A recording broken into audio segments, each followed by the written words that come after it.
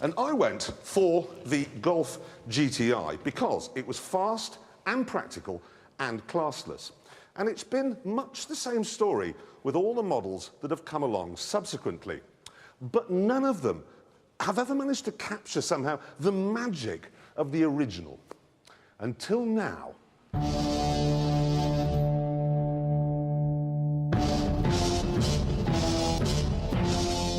Now, I'll admit, it's not actually a GTI, or a Golf, or even a Volkswagen. What it is a BMW, the new 1M. What BMW has done to create this is take a standard 1 Series and pump it up a bit.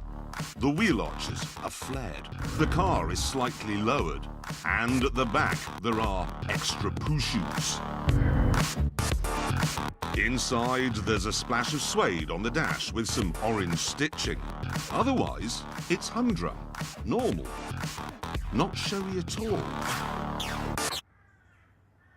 Apart from the orange paint, you simply wouldn't guess that it can do this. Ooh,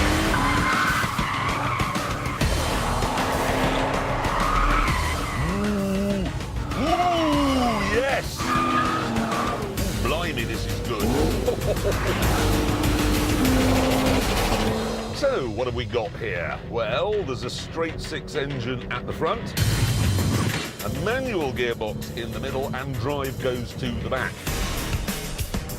That's page 1, chapter 1 from the Petrosexual Handbook.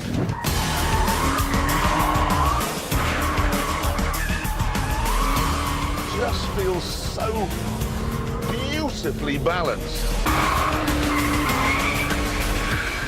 And of course, all BMW M cars feel this way. They just feel better than Mercs, better than Audis, better than pretty much anything. And just when you think it can't possibly get any better than this, you push the little M button on the steering wheel, and the whole car shimmies. It's like a shiver of excitement. The feeling you get if someone suddenly gave you permission to set fire to Piers Morgan. Ooh, yes. Ooh. In M mode, it's even more of a tyre-smoking mentalist.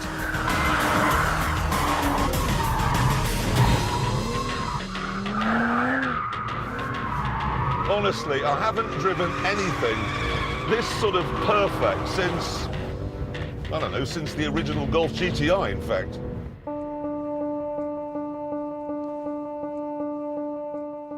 And what makes that quite surprising is that the 1M is like a turkey curry on Boxing Day. It's made from leftovers. The door mirrors are from the current M3. The rear axle is from the old one. The engine is from a Z4. It's a recipe that shouldn't work, but it does, as we shall now see. What we have here is a new, lighter, more powerful Porsche Cockster, the Cayman R. And this is the new supercharged Lotus Evora S. Both these no-compromise ground huggers are purpose-built to go like hell. So they ought to cream the sit-up-and-beg Beamer. However, while the 3-litre engine in this is from a Z4, it's boosted to 340 horsepower with 2 tiny little turbochargers.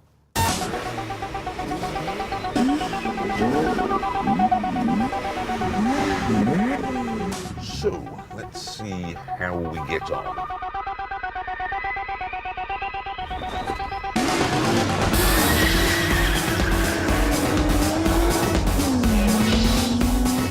So, £50,000 Porsche, £60,000 Lotus, and the £40,000 BMW is showing them its many poo shoots. Ho, ho, ho.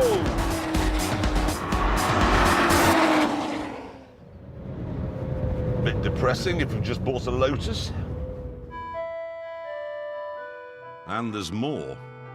The Porsche and the Lotus are effectively 2-seaters, and there's hardly any luggage space at all. You get the speed at a price. But there's no price to pay with the 1M. There's space in the back for 2 children and room in the boot for 2 more. It's a family saloon. This then does to today's sports cars what the original Golf GTI did to the MG and the Triumph Spitfire. It renders them pointless. Drawbacks?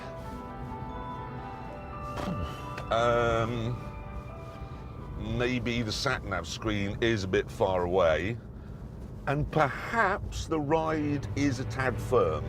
But that said, it isn't as uncomfortable as my AMG Mercedes. Actually, falling down a flight of stairs isn't as uncomfortable as my Mercedes. Sustained machine gun fire would be better than popping to the shops in that. And anyway, you won't really notice the stiff suspension, partly because the seats are so comfortable, and partly because you'll be having such a good time. This is a brilliant, brilliant, brilliant car. And that's all really I've got to say. The end.